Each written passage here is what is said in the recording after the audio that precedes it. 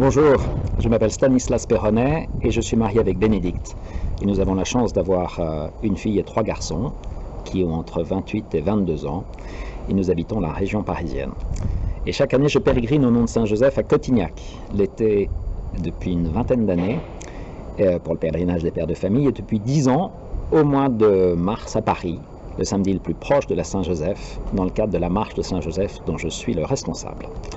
Alors Saint-Joseph fait partie de ma foi depuis longtemps. Il a été très efficace d'ailleurs pour nous trouver toutes nos maisons successives, mais je crois que j'ai vraiment approfondi ma connaissance et mon amour pour lui au fur et à mesure de tous ces pèlerinages. Alors aujourd'hui, il m'a été demandé d'aborder le thème de Joseph nous enseigne le rôle du père de famille, et je prends cette opportunité comme une chance. Alors sur ce thème, de se laisser enseigner par Joseph sur son rôle de père de famille, j'ai 3 points très simples qui me viennent à l'esprit.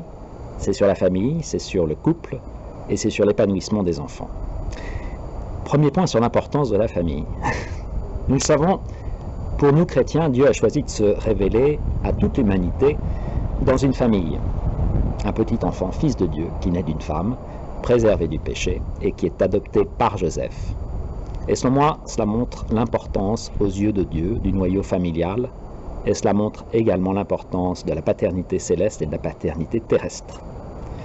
La famille est au cœur même de la révélation divine. Et la structure familiale, rarement idéale à nos yeux, fait partie du plan divin. Et c'est d'ailleurs le point de départ du Nouveau Testament comme de l'Ancien. Et le serpent de la Genèse le sait bien d'ailleurs. C'est pourquoi c'est un lieu de vie si attaqué. Et Saint Joseph a lui-même fait l'expérience de devoir protéger sa famille.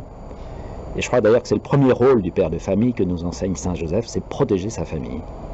Alors, comment on la protège? Bien sûr, il y a le travail du couple qui permet de subvenir aux besoins de la famille. Il y a l'apprentissage du jeu, des sports, des travaux manuels. Il y a l'initiation au goût de la vie en plein air. Il y a le temps passé à discuter, à partager des lectures, à bien veiller à limiter les temps d'écran d'ailleurs. Puis il y a également la joie et l'humour que peut mettre le père dans son cercle familial. Mais je crois surtout qu'il y a, comme Saint Joseph, une vie de prière à avoir, qui permet la présence de Dieu, à la présence de Dieu, de s'installer dans notre vie de famille. Et je pense que protéger sa famille, c'est d'abord consacrer du temps pour prier, pour elle, pour la conversion de tous ses proches, et puis pour la nôtre.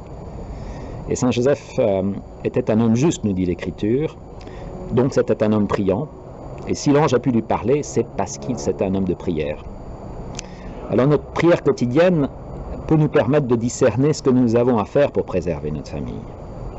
Ça peut être d'organiser des fêtes ou des événements familiaux pour maintenir les liens, pour faire célébrer des messes même pour nos familles, pour consoler ou apaiser les tensions, pour réunir sa famille, pour préparer les successions à l'avance avec justesse et justice.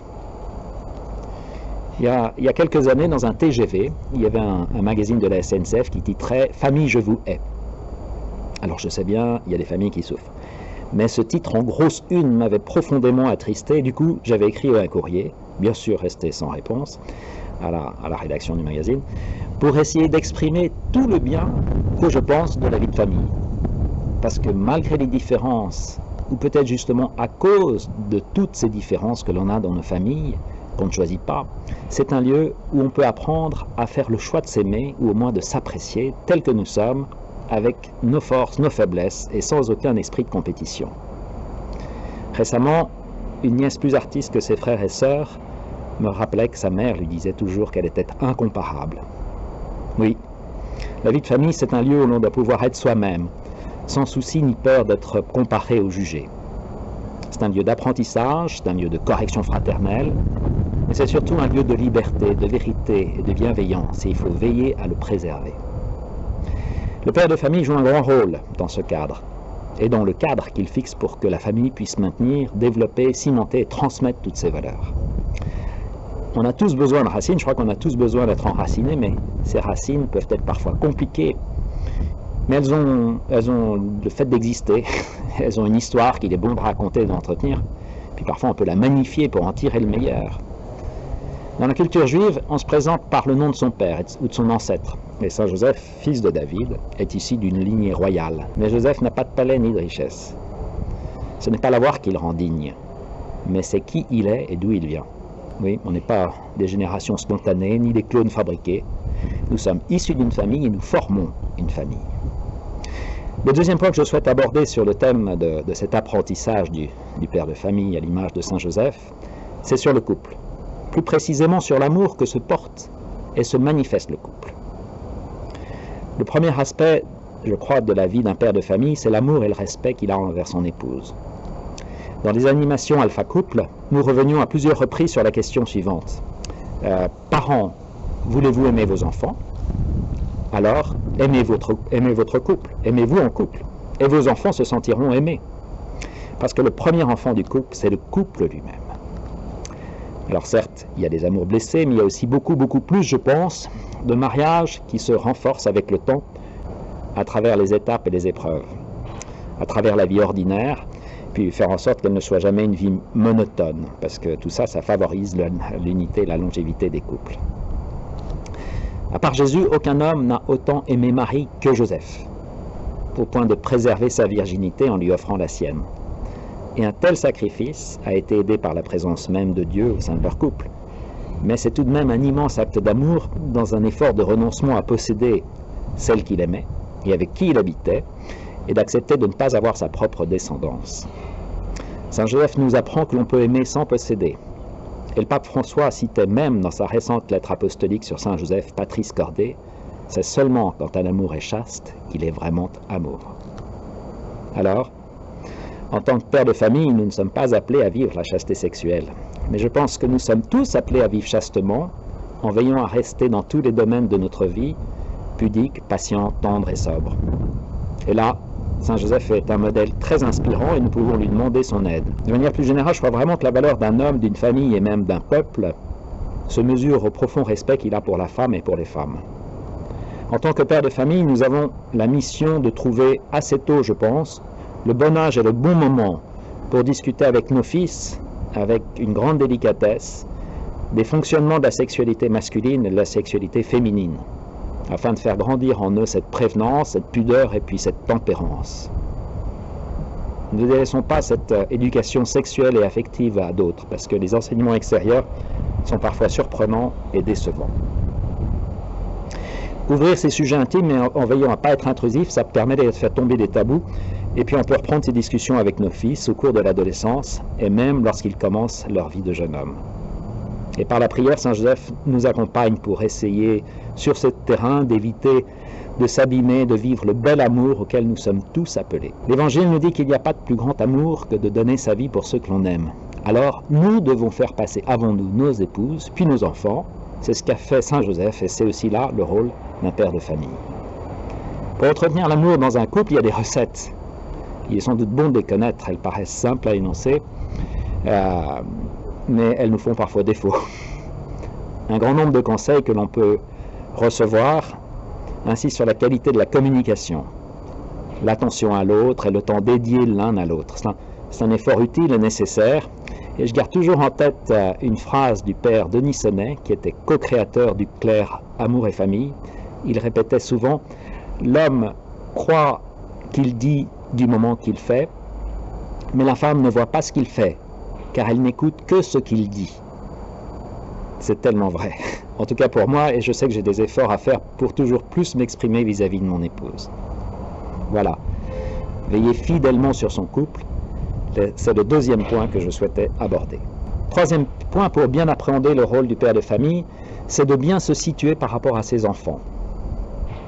Je crois que le rôle du père de famille commence de manière effective dès le mariage. Il n'y a pas besoin d'attendre des enfants pour se considérer père de famille. Une famille, ça commence à deux. D'ailleurs, j'invite souvent les jeunes mariés à rejoindre des pèlerinages de pères de famille sans attendre d'avoir des enfants. Et puis, certains n'ont pas la chance d'être pères biologiques. Et là, Saint Joseph est non seulement un modèle, mais un frère pour surmonter cette épreuve et porter du fruit différemment.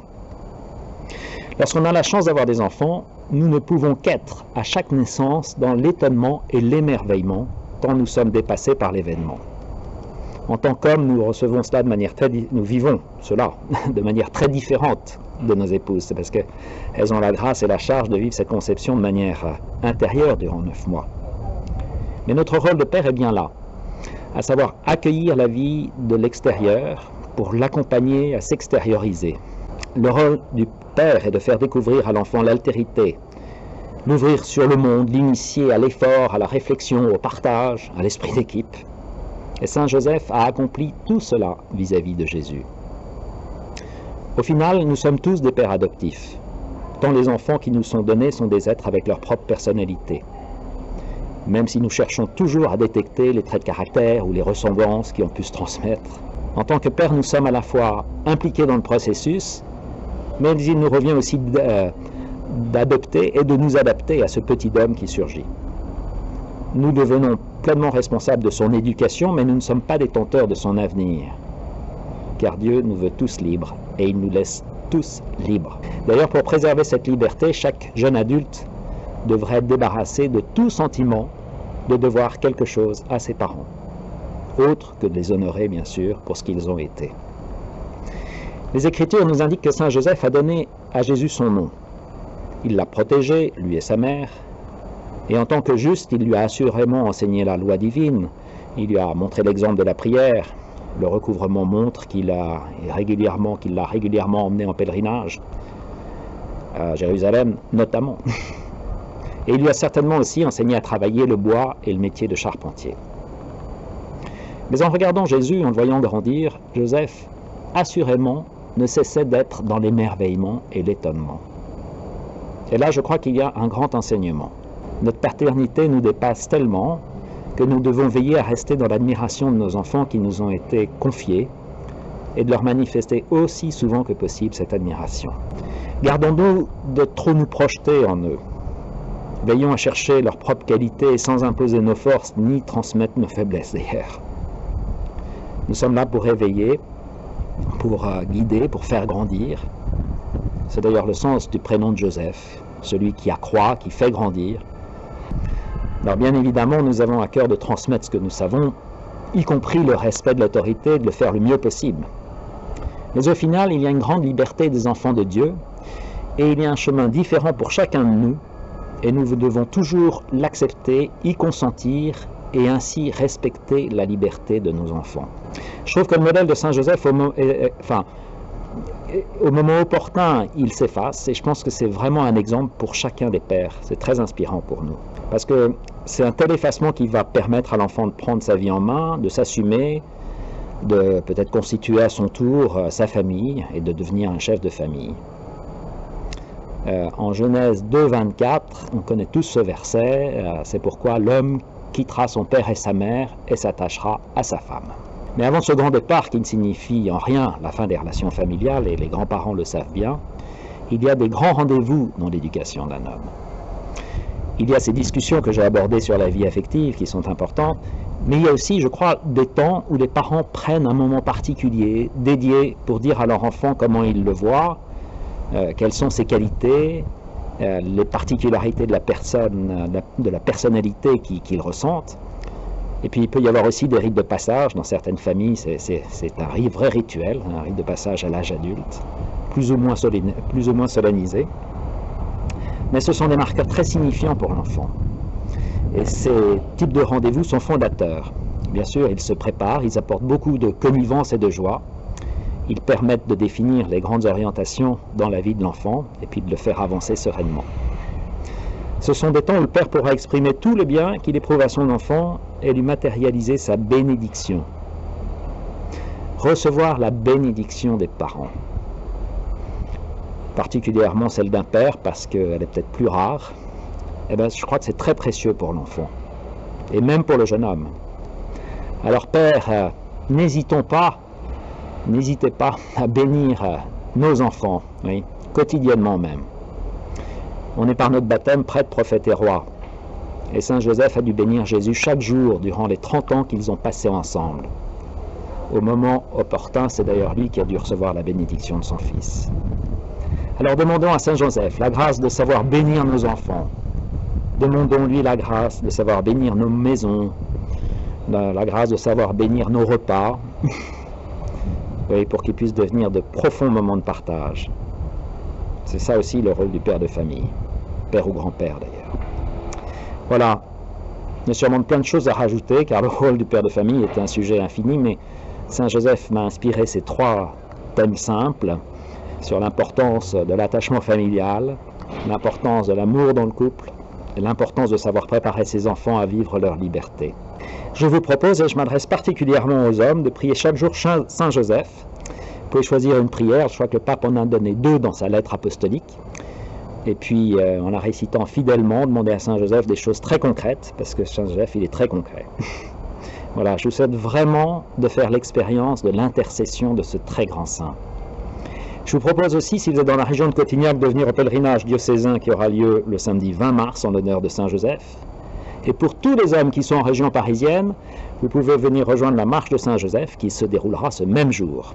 Voilà, pour plus de renseignements, vous pouvez taper sur votre moteur de recherche Marche de Saint Joseph et vous nous trouverez. Merci.